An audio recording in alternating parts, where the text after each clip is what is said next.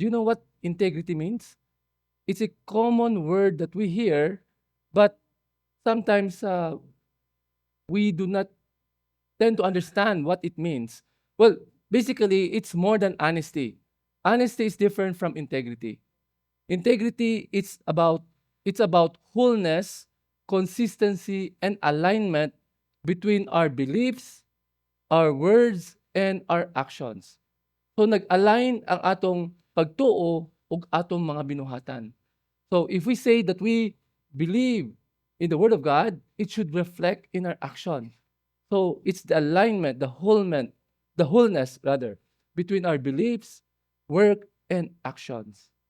It's about living in such a way that our hearts, our hands, and our habits are are reflective of God's character. So dapat makita ng tao sa atong mga binuhatan, sa atong sinultihan, ug sa atong paghuna-huna ang karakter ng Ginoo. So in Psalm 26, we can see here that David was crying out to God in humble confidence, saying, and I quote, "Vindicate me, O Lord, for I have walked in my integrity and I have trusted in the Lord without wavering." Mao ni ingon niya. By the way, David is not claiming that he's perfect, sinless. No. We know na may makasalanan si David. We know that. But he declared his desire to walk in integrity. He wants to walk in integrity, even though the world around him is filled with compromise and deceit. And I pray that after this sermon, that we will be challenged and inspired to also live with integrity. To live with integrity. You know, every day, we face a lot of challenges that, tempt us to not live a life of integrity. Maybe it's at work. For example, sa trabaho, we want to cut corners, and maybe in a relationship na there's a tendency for us not to tell the truth. And maybe even in those quiet moments that no one is watching, are we living a life of integrity even if no one is watching? Or kung no one is watching, we just do things our way. Anyway, nobody knows. So there are lots of instances that our integrity is brought into question. So that's why, brothers and sisters, dapat we have to guard our life even if no one is watching, because we know that God is watching. Amen? So this morning, as we explore Psalm 26, we will see how David actively pursued God's presence, how he trusted in the Lord. And that's why he was able to live with integrity. So let's open our hearts to the message of the Lord this morning. So let's ask the Lord, Lord, tabangin, Lord, how we can live with integrity. And the best way to learn integrity is from our Lord Jesus, because he's the man of integrity. So it is God's will na kita tanan mga Christians that we have to be perfect because our Father is perfect. So let's read this passage, Psalm 26. Can we all please stand? Okay, Psalm 26, verse 1 of David. Vindicate me, O Lord, for I have walked in my integrity, and I have trusted in the Lord without wavering. Verse 2. Prove me, O Lord, and try me. Test my heart and my mind, for your steadfast love is before my eyes, and I walk in your faithfulness. Verse 4. I do not sit with men of falsehood, nor do I consort with hypocrites. Verse 5. I hate the assembly of evildoers, and I will not sit with the wicked. Verse 6.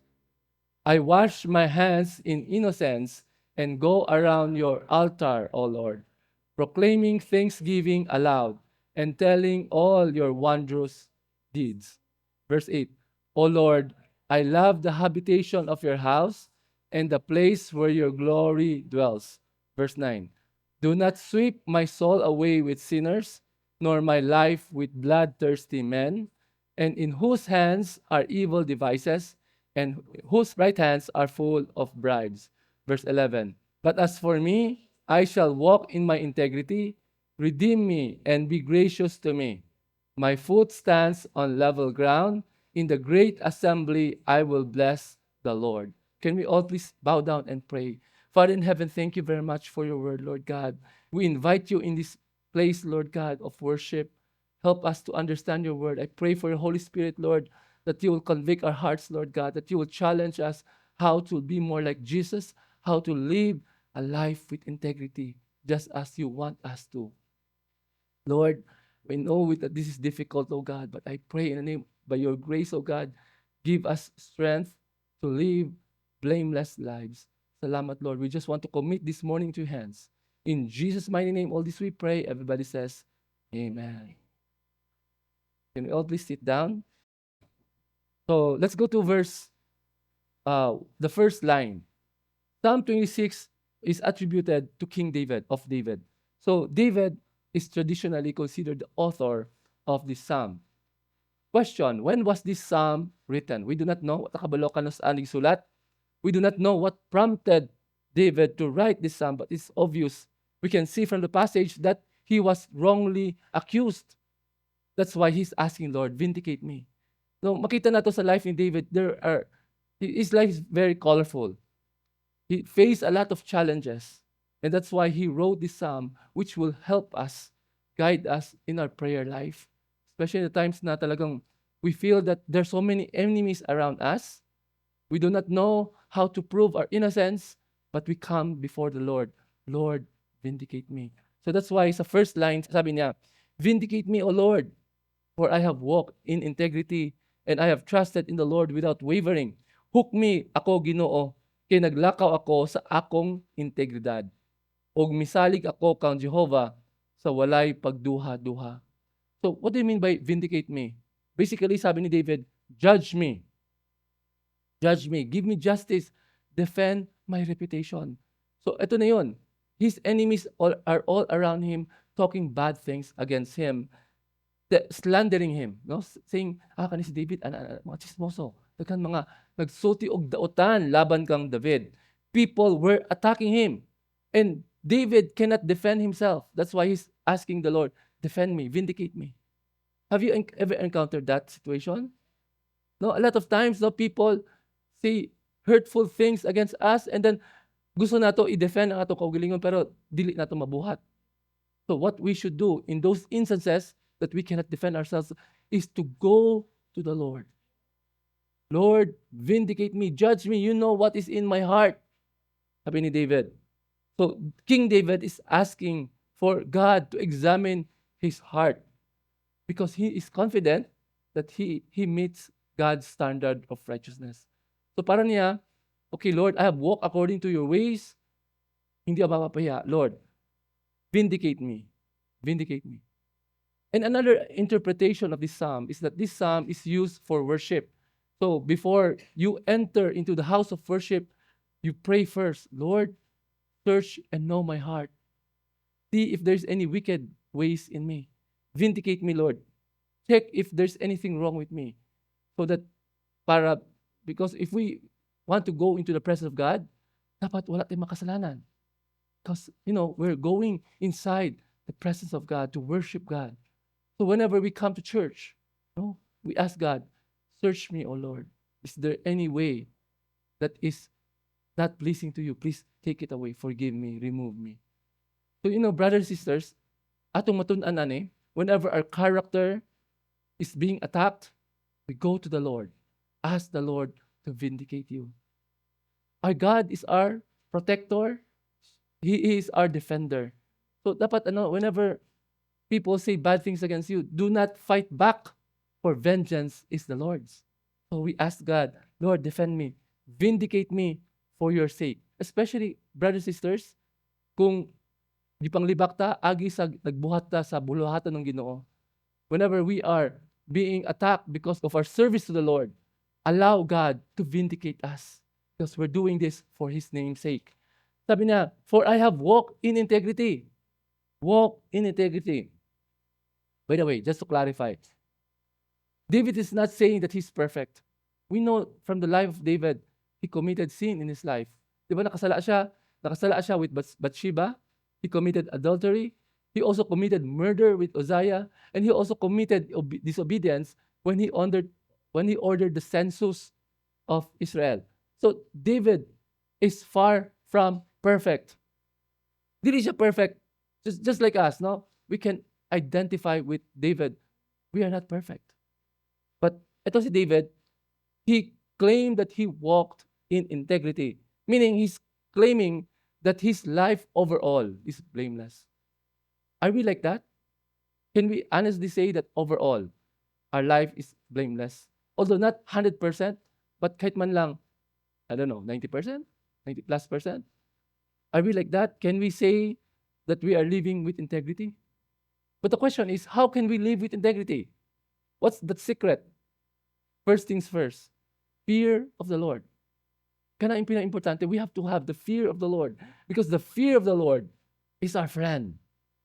It keeps us from sinning. Why? Because if we have the reverential fear of the Lord, we will be afraid of hurting Him. We are afraid na, di ba, nahigugma si Lord. God loves me so much. Why? Why should I hurt the God who loves me? Mahiya ta. Because God is so good to us. We should have that respect to the Lord, and it will keep us from committing sin. Because we know that every sin will lead to death. If not physical death, spiritual death. Mga to dapat. We have to have this reverential fear. You know, integrity. You may be wondering, ano example na integrity? How does it work in real life? You know, there is one famous golfer, JP Hayes, no? There's something something happened in 2008 that broke the news, no? Actually, he's a pro golfer, and then he qualified sa golf tournament. Kasi ang golf tournament, may mga qualification matches. He advanced, he was able to qualify, he advanced, and then later on, he realized that he made a mistake of using a non-regulation ball. Kasi ang bola pala ng golf, there's certain size of ball when you play. And then he realized that his assistant used the wrong ball. That bawal ang bola gigamit niya. And then he made a decision. I have to tell the board that I use a non-regulation ball. I used a prototype ball, a ball that I should not have used, and he did it. And because of that, he was disqualified for the entire year. But despite that, people were amazed by his integrity. Although he was disqualified, but his action made headlines. Made headlines because, you know, integrity is in short supply nowadays. Amen? Do you agree that? Konti na lang mga tao may integrity. Especially, for example, have you ever bought something in stores and then the change is more than what you deserve? Naka-encounter mo na? So, unsa man, mutugan mo, will you tell the sales lady, ay ma'am, you have given me extra change. Yes, I have done that in my life. I've done that. Although, sometimes you say, small change na bitaw. But what if it's a big change? Will you do it? If it's a small change pa lang, you find it difficult, how much more if it's a big amount of money? Diba? Our integrity is being tested. Because you have to think, no, if the sales lady or the cashier gave you more than you deserve, who will pay for it? Usually it's the cashier herself. At the end of the day, you have to think about it. Don't say that, anyway, the store is very rich. But actually, the practice is they would charge it against the cashier because it is the fault of the cashier. So the next time, you think about it, no? And there are a lot of ways that our integrity is being tested. Students, no, if you notice in some classes, the teachers, and sometimes the proctor will say, okay, kayo na bahala. The proctor will look the other way and all of their classmates are cheating. What will you do? Everyone is cheating. What will you do? No, that's very difficult. And when I was a student, I made it a point that I will not cheat and I will not let other people cheat. You know, I was so happy one day, sabi ng mga friends ko, ka na si Kenneth, dili gyud na magpakopya kay dili pud siya mongopya. So I heard a friend told me, Don't attempt to copy from Kenneth because he will not let you copy his answers because he himself will not copy. So sabi ko, okay, at least, diba, I built that reputation. But the question is, what should be our motivation in having a life of, or living a life of integrity? Is it so that people will say, wow, galing mo? Ano, if that is our yardstick, then we will live life of integrity selectively. We will have integrity in those instances that we are sure that we will not get caught. Kasi kasi kung sa tingin, ay baka makitaan ako. So I will, live a life of integrity so that people will say, wow, okay ka. But the real challenge is, what will you do if no one is watching? What will you do? That is why, brothers and sisters, our best motivation to live a life of integrity is so that we want to please the Lord. Because we fear God. Kaning duha, hadlok ta sa Ginoo kay makasala ta. Ikaduha, kay ganahan ta, malipay siya. We live a life of integrity because number one, we fear the Lord. And second, because we want to please Him. We want to make Him happy. We want to put a smile in the face of God. So, David, sabi na, I have walked in integrity and I have trusted in the Lord without wavering. So when David say, I walk with integrity, he make sure that overall, it's not 100% perfect. Overall, he live a life with integrity. And then sabi niya, I have trusted in the Lord without wavering. Aside from walking with integrity, David trusted in the Lord. Importante yan, na na-trust. Like for example, if you are a student, sabi mo, if I do not cheat, I might fail. Wala kay salig kang Lord. You lack trust. Part of the reason why we cheat is because we do not trust in the Lord. Whenever we trust in God without wavering, what do you mean by without wavering? Parang, I will not sleep. It doesn't matter what the outcome will be. Ganun ang pagtuon mo sa Ginoo. If you trust in the Lord wholeheartedly, regardless of the outcome, I will not cheat even if I fail. Because I trust in the Lord. So at the end of the day, once you trust in the Lord, it's easier to live a life of integrity.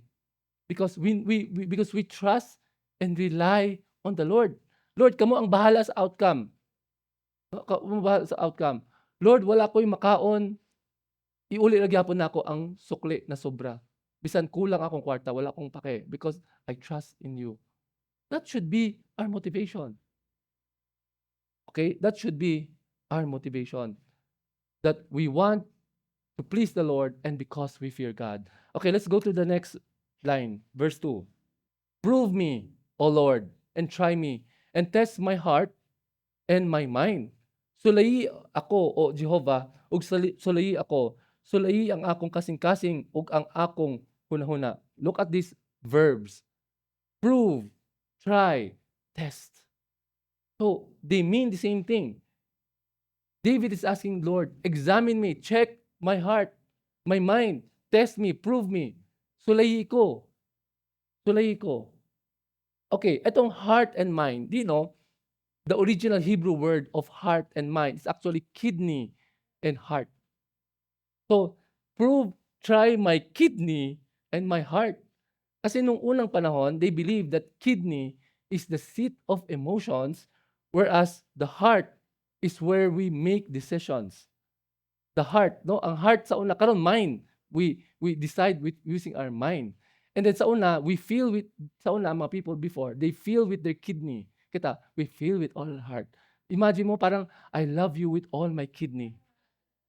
So that's how ancient people believe, no? Naniniwala sila, ang emotions nila gikan sa kidney, and ang heart is ang brain function. So anyway, because of modern science, we already, have different, perspective. But the point is, sabi ni David, sulayi ko, Lord.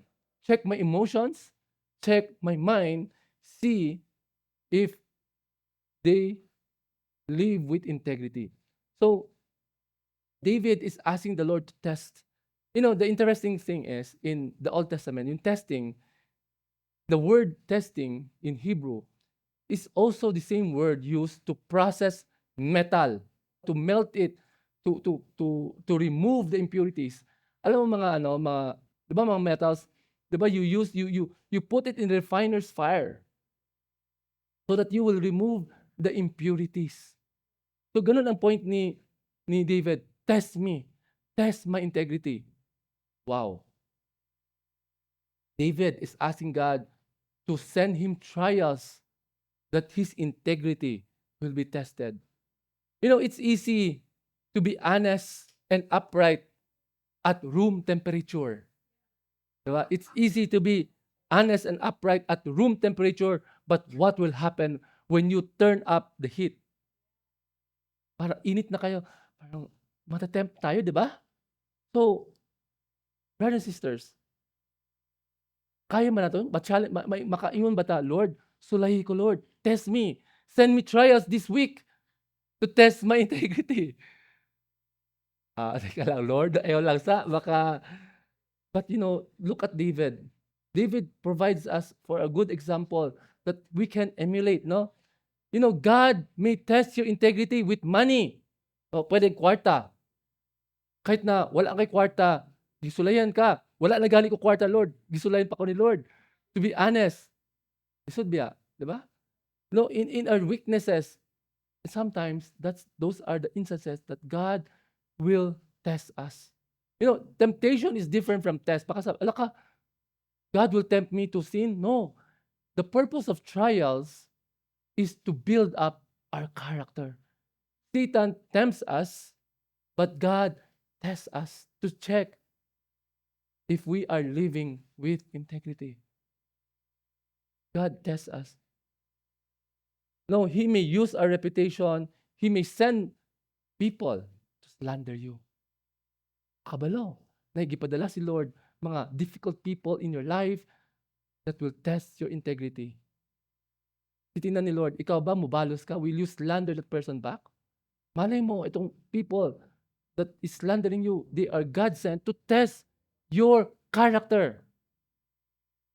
So the question is, how will we fare? Pasado? Pasang-awa? O ano? That's why, brothers and sisters, careful tayo. Like Job, no?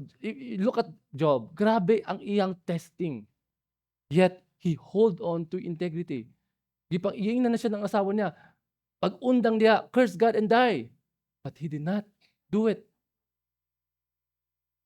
I hope that we will not come to that point na talagang grabe yung testing, no? But the point is, God will not test us beyond our ability. Amen? No temptation has overtaken man except that what is common. And when we are tempted or tested, He will provide a way out. Okay? That's why every day we ask the Lord, test me, O God. Help me to stand strong. Check my hearts, O God. When we have that prayerful life, then God will give us the strength to live a life with integrity. Okay, let's go to verse 3. For your steadfast love is before my eyes, and I walk in your faithfulness. Kay ang imong mahigugmaong kaluot, ang naa sa atubangan sa akong mga mata, ug naglakaw ako sa imong pagkamatinumanon. So, for your steadfast love is before my eyes. Kasi pasabot na. Ang steadfast love is chesed. It is God's loyalty. Loyal love. Ganun ang pagmamahal ni Lord, loyal. Pag sinabi niya, I love you, you are my child, indeed, He will treat you as your child. Hindi yung ngayon, kamo, tapos ugma, break na po. Diba? Parang mga tao, di ba? Pag Valentine's ka mo, pero humana Valentine's, break na. The Lord is different because she said, steadfast love. He will love us no matter what. No matter how unfaithful we are, He will continue to love us. And because of that, sabi niya, I walk in your faithfulness. It's very important. Once we know that our God loves us and is faithful, it's easier for us to respond. And I mean, we should, hindi lang easier. We should respond. Because we know God's love is stable. No, we can put our trust in Him. God's loyalty is fierce and He is faithful even though we are unfaithful. So ito pala secret ni David, no? He lives a life of integrity because he trusted in the character of God. Brothers and sisters, importante matun-an nato kinsa man atong Ginoo. Because once we know who our God is, it's easier to put our trust in Him. Amen?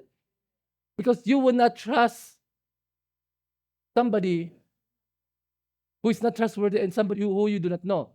Mga babae, kung may manguyab ninyo, minsan, I will give you the moon and the stars. Or, di ba? Wa ko kailan nimo. Di ba? I do not know you. I cannot trust you. But if it's the Lord who says, I will never leave you nor forsake you, you say, yes, Lord. Tinuod yun. Di ba? Knowing the character of God is very important, brothers and sisters. And then let's go to verse 4.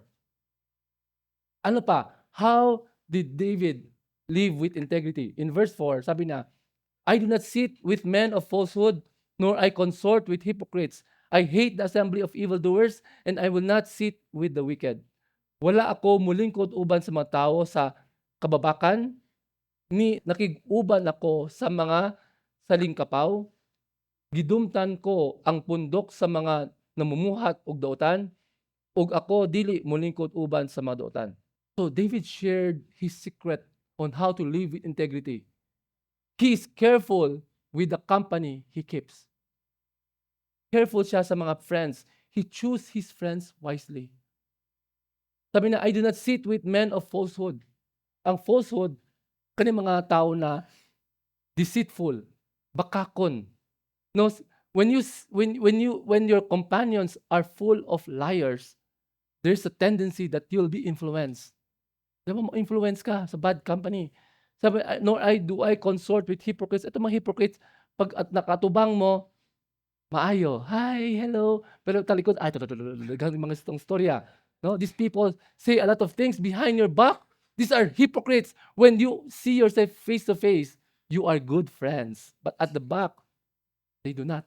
Be careful with those kind of people because you'll be influenced. You'll be like that. You'll be like that. And sabi na, I hate the assembly of evildoers.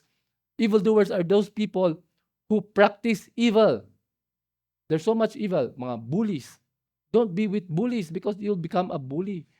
Okay, don't be with mga violent people because you might be tempted with violence. That's why this is very important to young people. Kaya mga older people, mas hindi na madali ma-influence.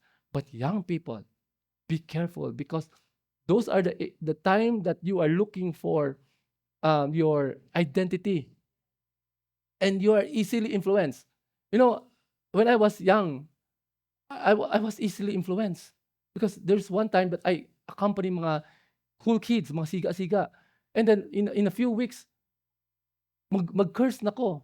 And I said, hala, kadali apod matakdan. So you have to be very careful, brothers and sisters, especially if you are young people, because you can easily be influenced. And sabi na, I will not sit with wicked. What do you mean by sit? It's not literal sitting, meaning I do not want to be associated. I don't want to be in the company of these wicked people. Because, the company you keep speaks volume of your hearts. There's a saying, tell me who your friends are, and I will tell you who you are. Be careful, brothers and sisters. That's why ang importante, at tumusimbahan, be with Christian friends so that we can get to influence each other. Be careful not to accompany. Don't be with bad people. In 1 Corinthians chapter 15, verse 33, Paul says, do not be deceived. Bad company ruins good morals. So careful mo, mga brothers and sisters. And by the way, also, the Bible says, do not be equally yoked with unbelievers. Especially, kakatapos ng Valentine's, no? Wala pa ko'y jowa. So, bisan kinsa na lang ang ako entertain. Be careful, brothers and sisters. Do not be equally yoked with an unbeliever. Do not entertain romantically an unbeliever because you do not have the same values. Because you'll be tempted to do things that is not pleasing with the Lord, no? That's why, brothers and sisters, be careful. Be careful with the company you keep. That's how you live a life of integrity. But does it mean that we will not make friends with these people? No. Because if you look at the life of Jesus, Jesus made friends with tax collectors, mga prostitutes, but his purpose is to bring them, influence them to the Lord. Okay? There's a difference. Kumbaga, these people is your mission field so that you can bring them to the Lord. But you have to be careful also kasi if you're not strong, you might be tempted. Amen? You might compromise. Usually compromise starts with little things. You compromise here, there. Tapos pagkadugayan, you compromise everything. So be careful, brothers and sisters. We make friends with them, but our purpose is to bring them to Christ and not allow them to influence us.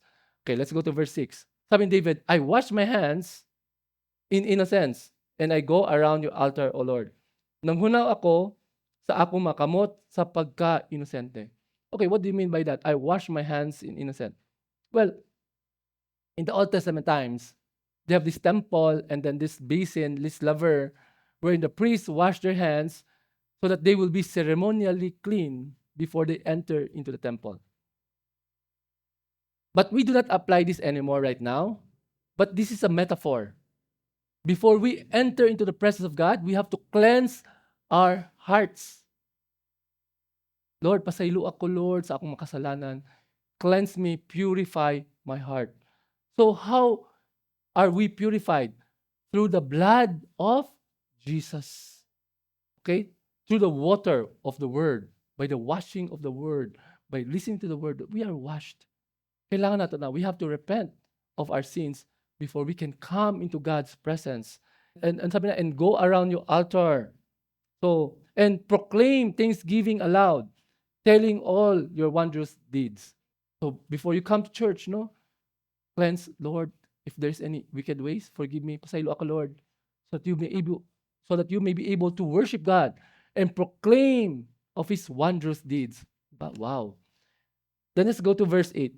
O Lord, I love the habitation of your house and the place where your glory dwells. O Jehovah, gihugugma ko ang puloy-anan sa imong balay ug ang dapit diin nagapuyo ang imong himaya.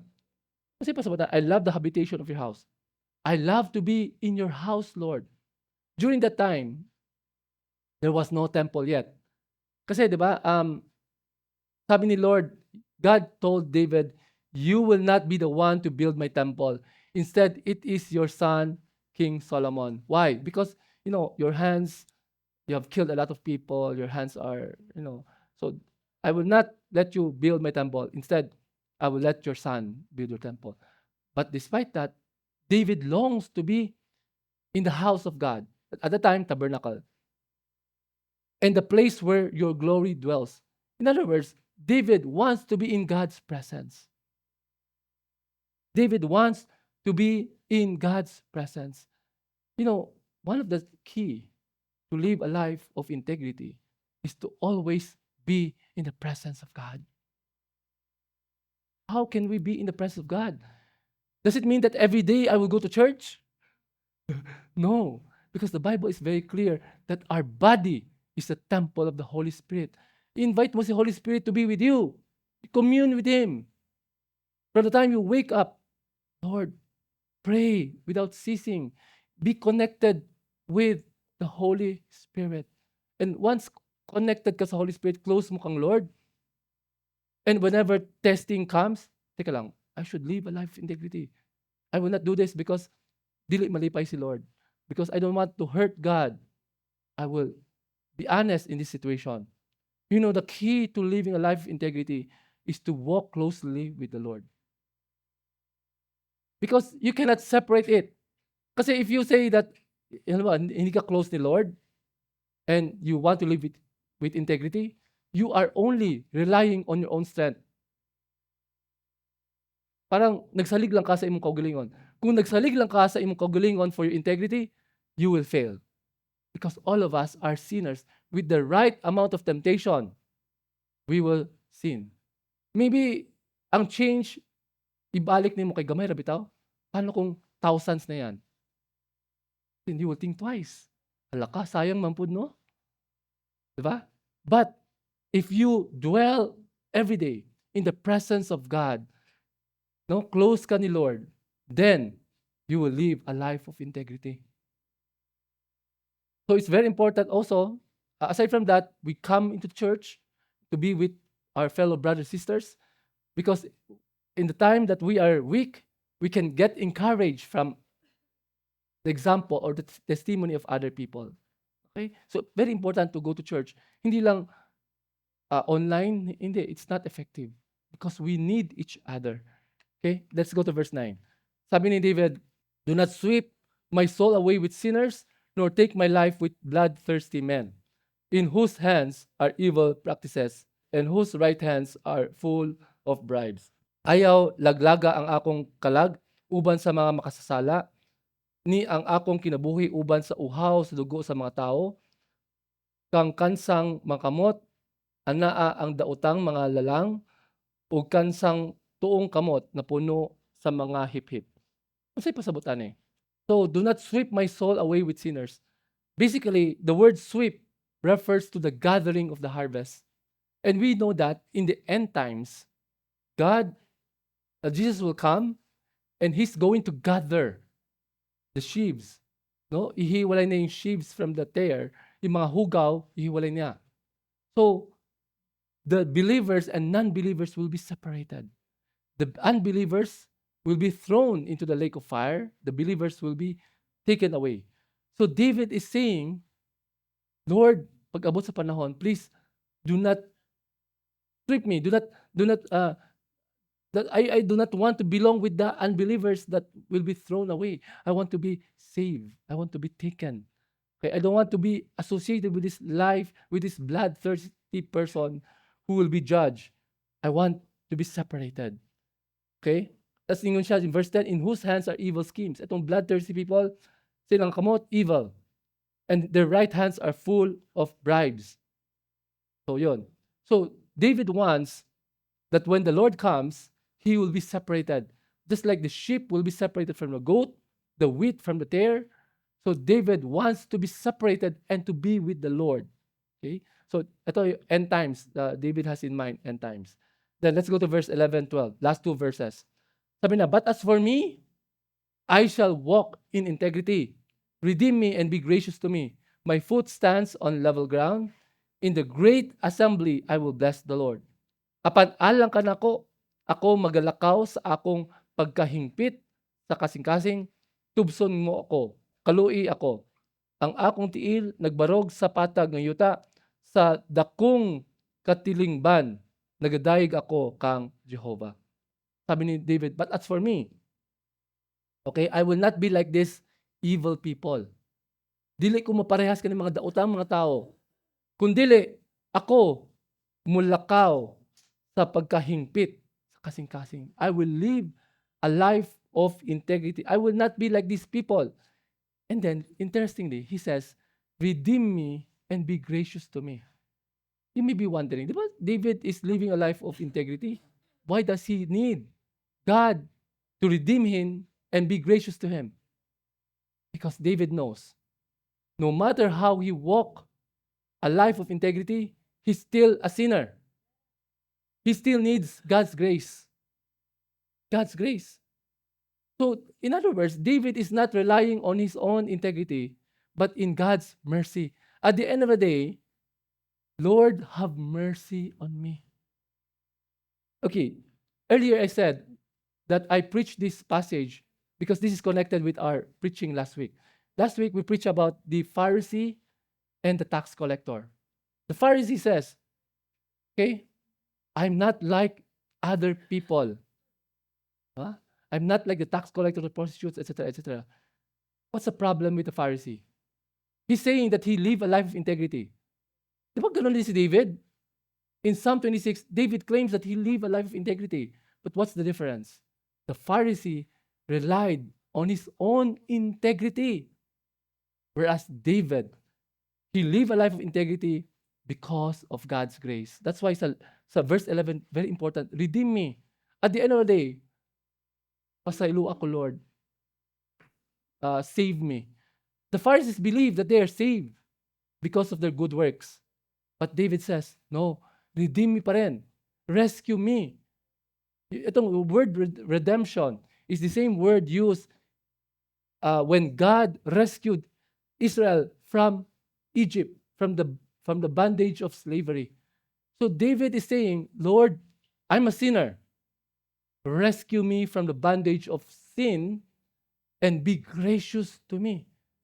At the end of the day, David is like this tax collector. Lord, I cannot save myself. Kailangan ko ikaw, pasaylo ako, Lord.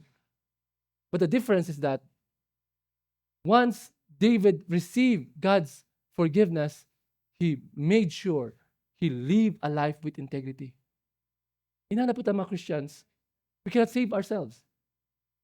We ask God, Lord, save me, forgive me. But there has to be transformation.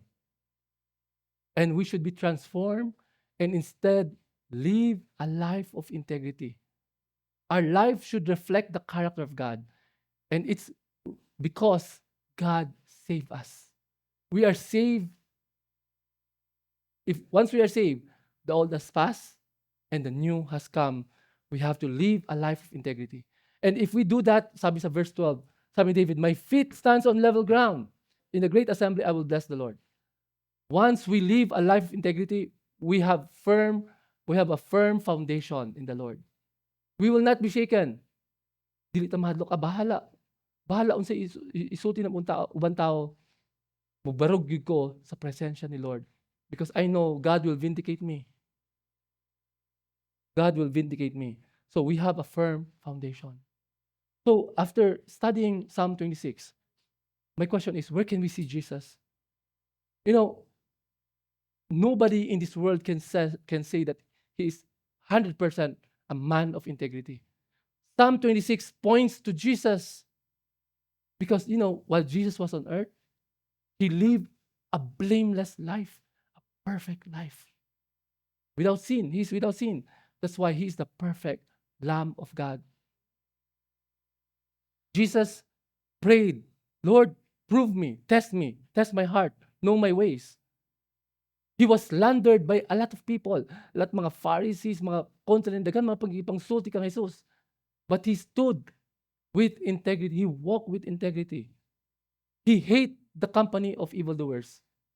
Well, he is not influenced by the company of evildoers, but he loved them with the purpose of bringing them to the Lord. Jesus is the only blameless person. That's why we can look at him for example. It's not David, it's Jesus. If you want to live a life with integrity, be like the Lord Jesus. Ask the Lord, Lord, by your grace, tabangi ko, Lord, that I can live a life of integrity, even when no one is watching. That I'll be honest with my words, my actions, even when no one is watching. That's the key of living a life of integrity. We cannot do that. We cannot do it on our own. We need the Lord. So let's close. In closing, let's summarize. As we close Psalm 26, let's reflect on the challenge and invitation of David's word. Integrity is not some idea na parang for the few. Integrity is a must for Christians.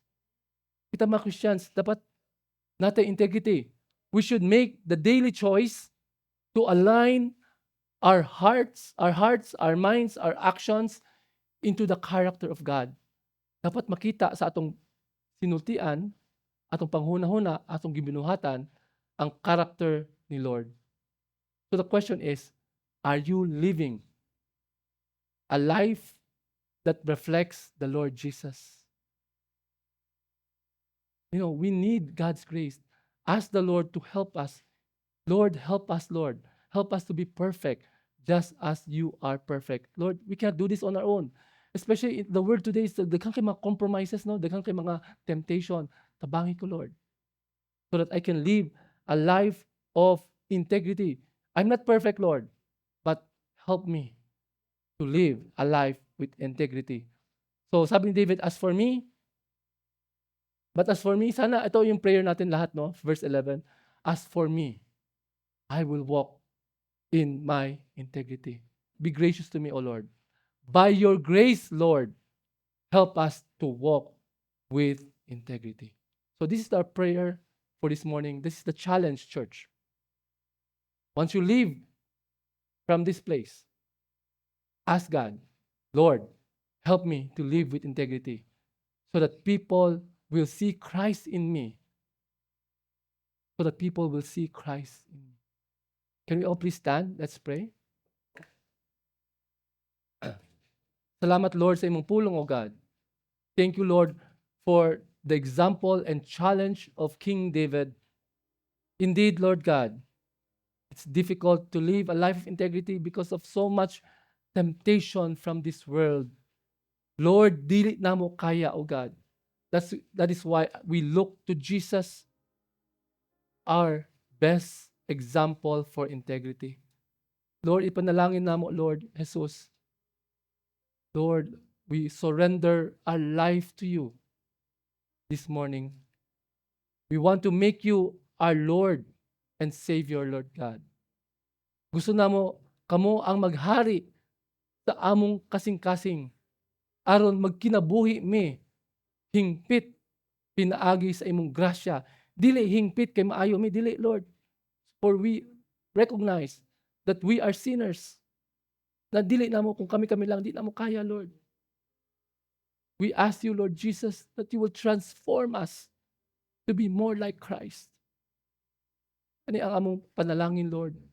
Help us, Lord, to have that integrity in our words, in our actions, in our thoughts, oh God. That at the end of the day, you will be happy, that you will be pleased with our actions. Lord, hear the prayer of your people. Help us, Lord. Dili na mo kaya kung kami-kami lang. Help us to be more like Christ. Thank you, Lord. And we just want to commit our lives to you. In the mighty name of Jesus, all this we pray. Everybody says, Amen.